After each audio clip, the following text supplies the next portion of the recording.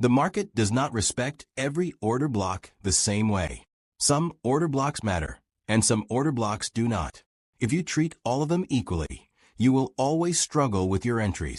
In this video, I'm going to show you how to identify strong and weak order blocks, and how that directly changes the way you should enter your trades.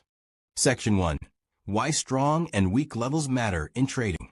Before we talk about strong and weak highs, lows, and order blocks, we first need to understand why this concept matters in real trading. Most traders try to solve one problem by doing only one thing. They keep adding more confirmations to their entries. And yes, this usually increases the win rate, but it also creates another problem. When you apply too many confirmations, the market gives you fewer trading opportunities, and many times, you end up missing some of the best moves. Because while you are waiting for confirmations, the market often does not give them, and you get left behind. So now we are stuck between two extremes. On one side, fewer confirmations mean more trades, but also more losing trades, and your win rate tends to drop. This happens because fewer confirmations mean less proof of market commitment. You enter more trades, but many of them are low quality or premature. Trade frequency increases, false entries increase, and the win rate drops. On the other side, more confirmations mean fewer losses, but also fewer trades and missed profits, and your win rate tends to increase.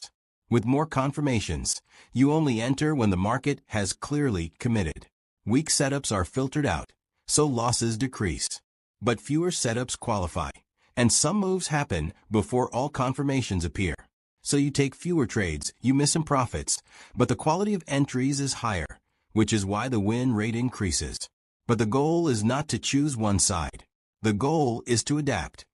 The solution is adaptive confirmations.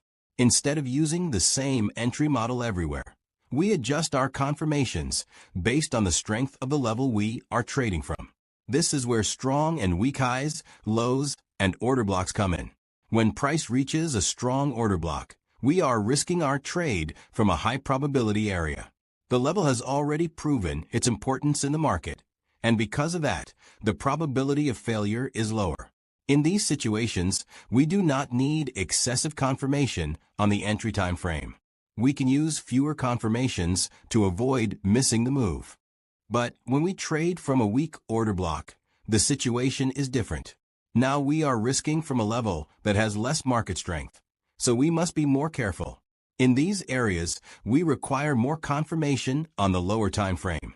We wait for clear confirmation-based entry models, or liquidity-based entry models.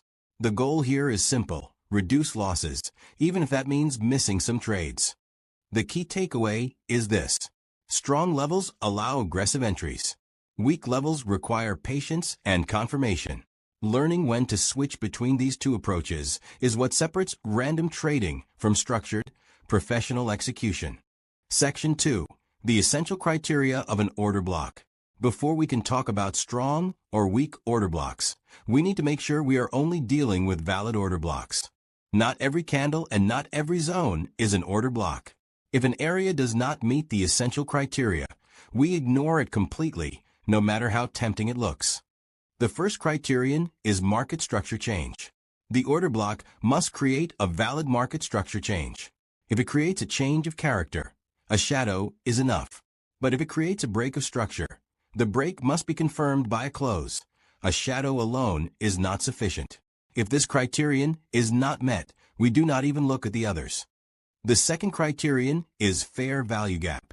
A proper order block without a fair value gap is incomplete. The fair value gap shows us that there was real market imbalance, that smart money entered the market aggressively, and that the move was not random. The third criterion is confirmation for entry time. On the entry time frame, the order block must either react to a higher time frame zone or break a higher time frame zone.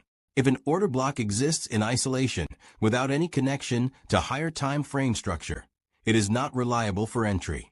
Section 3. Combining liquidity with market structure. This is the core concept of this video. If price collects liquidity before a change of character or break of structure, and immediately after that liquidity collection, there is a strong move with a fair value gap, then this entire move becomes very important for us. All order blocks inside this move have higher value compared to other order blocks. This setup is powerful because it shows us three things.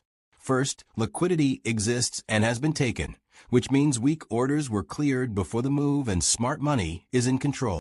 Second, structure changes right after liquidity, which confirms market behavior and tells us the move is not random. Third, there is a strong move with a fair value gap, showing aggressive participation from smart money. This is where high probability trades come from. Now, let's talk about risk management based on this concept. In the first case, risking a strong order block. On lower time frames, you can enter with fewer confirmations. Usually, a simple change of character and a fair value gap are enough. This way, you do not miss the main move, and the probability of failure is lower.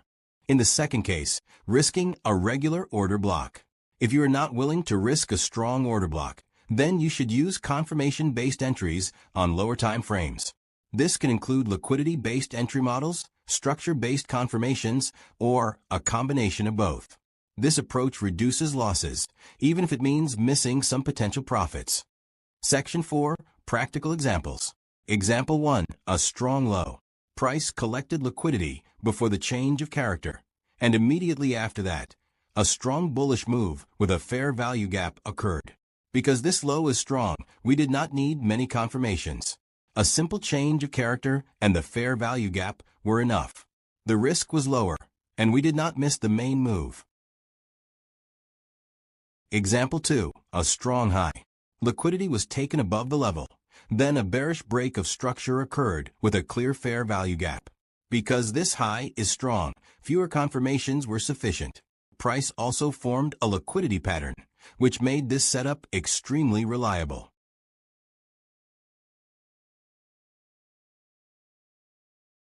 Example 3. A weak low. The market structure was strong, but no liquidity was collected beforehand. Because of that, this order block does not carry the same strength as the previous ones, and extra caution is required. On the lower time frame, more confirmations were needed.